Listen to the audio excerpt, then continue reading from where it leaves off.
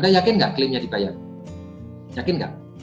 Yakin, perusahaan kalian besar. Nah, saya mau ngomong sama Anda jujur, ya, karena kita adalah satu rumpun keluarga di New Univision ini.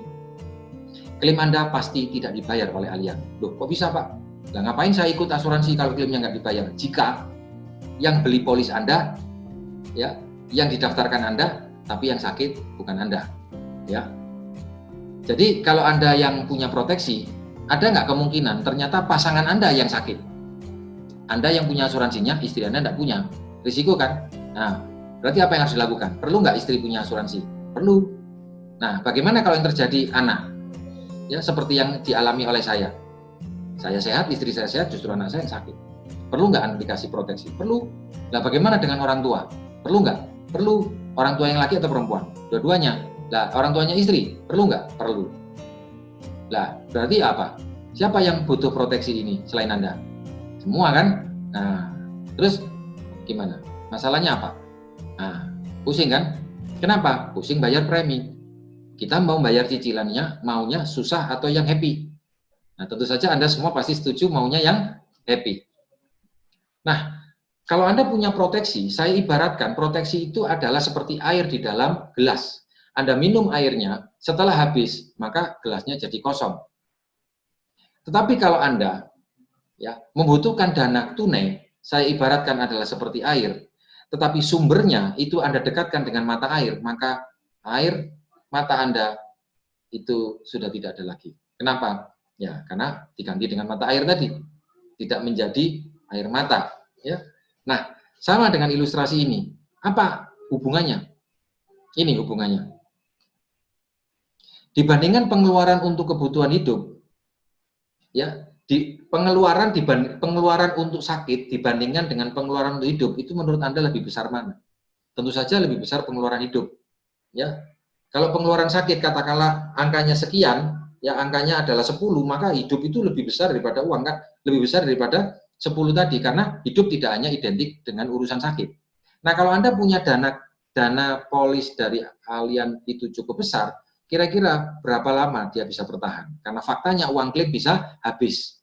Ini menjadi satu solusi, tetapi sementara. Anda mau nggak punya solusi yang bersifat permanen? Gimana caranya agar uang Anda tidak pernah habis? Ya, solusinya adalah dengan Anda bersama kita di New Univision menjadi bisnis partner Allianz. Kita tahu untuk menjadi partner bisnis Allianz, tahap 1 Anda menjadi agen atau bisnis eksekutif. Nah, Anda perlu naik ke tahap kedua dan Anda perlu naik di tahap yang selanjutnya. Untuk mencapai tahap kedua, maka Anda perlu mengakumulasi omset selama 1 tahun sebesar 25 juta. Atau akumulasi omset 17 juta selama 1 tahun, ya, plus 2 direct BE minimal masing-masing 4,5 juta. Dan ini bisa dicapai peringkat tertingginya hanya dalam waktu 1 bulan saja.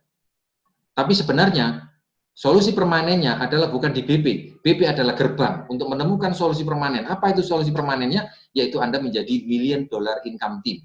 Punya penghasilan di atas 1 miliar per tahunnya. Allianz punya 300 orang, ya, yang punya penghasilan 1 miliar, 2 miliar, hingga penghasilan 40 miliar per tahunnya. Dan ini bukan penghasilan yang terbesar. Belum penghasilan yang terbesar. Nah, mari kita lihat fakta di lapangan. Kalau Anda mau menjalankan bisnis, ketika Anda punya proteksi yang Anda sadari butuh besar, dana Anda hari ini tidak cukup, gimana caranya? Allianz yang membayari. Untuk Allianz yang membayari, maka kita menjadi partner bisnis. Bisnis berarti kita mikir market. Nah, mari kita lihat marketnya. Penetrasi market yang ada di Indonesia, di Jepang 1 orang punya 6, Singapura 1 orang punya 3, Taiwan 1 orang punya 2, Malaysia dari 10 orang ada 5 yang punya, Indonesia masih dari 100 orang ada 7. Ini yang pertama. Ada market yang menarik lagi yang perlu kita lihat di sini. Ini adalah berita yang saya baru dapatkan dari Kontan tanggal 26 Juni 2020. Ya, barusan kan? Oke. Nah, mari kita baca. Ketua Dewan Pengurus AAJI, Asosiasi Asuransi Jiwa, Budi Tambu Bolon mengatakan dari tulisannya ini bahwa meskipun kondisi pandemi ini mempengaruhi kinerja asuransi, mengalami perlambatan, tetapi pandemi juga telah mendorong terbentuknya pola kesadaran masyarakat akan pentingnya gaya hidup sehat. Ya, yang kedua, bahwa terjadi peningkatan pembayaran klaim asuransi naik sebesar 4,1% menjadi 35,92 triliun. Ini bukti. ya. Klaim naik 4,1 triliun klaimnya. Oke. Yang berikutnya, Budi bilang, kesadaran masyarakat ya atas perlindungan asuransi jiwa ini menimbulkan peningkatan jumlah nasabah tertanggung. Ya, yang sebelumnya 53 53 juta nasabah berubah menjadi 63 juta nasabah, naik 20%. Jumlah nasabahnya naik 20%. Ini adalah waktunya the new normal start to harvest time. Anda perlu memahami bahwa kita dibantu oleh alam semesta ini untuk memberikan keyakinan, memberikan edukasi secara paksa bahwa kalau nggak punya dana, hidup kita itu dalam kondisi yang berbahaya. Oke? Nah, karena itu teman-teman, saya mengajak Anda para core person di sini untuk Anda punya perspektif yang lebih luas bahwa menjadi hidup yang normal di Indonesia adalah menjadi seorang MDIT. Kurang lebih punya penghasilan sekitar 80-100 juta per bulan. Banyak orang berpikir, itu terlalu mulu, itu terlalu besar 100 juta. Bukankah mulu itu karena sebelumnya kita terima terlalu kecil? Terlalu sering kita terima kecil, maka kita anggap yang mulu. Tidak ada yang mulu.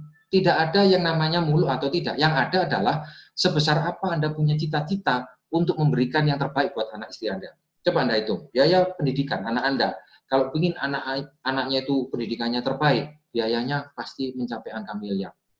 Bagaimana kalau Anda ingin hidup yang layak? Punya anak, punya rumah sendiri-sendiri. Nah, Anda perlu punya bisnis. Untuk menjadi MDIT, ini hanya 60 orang. Coba Anda lihat di sini. Punya 10, masing-masing Anda bantu punya 5, 60 orang, maka Anda punya income 100 juta.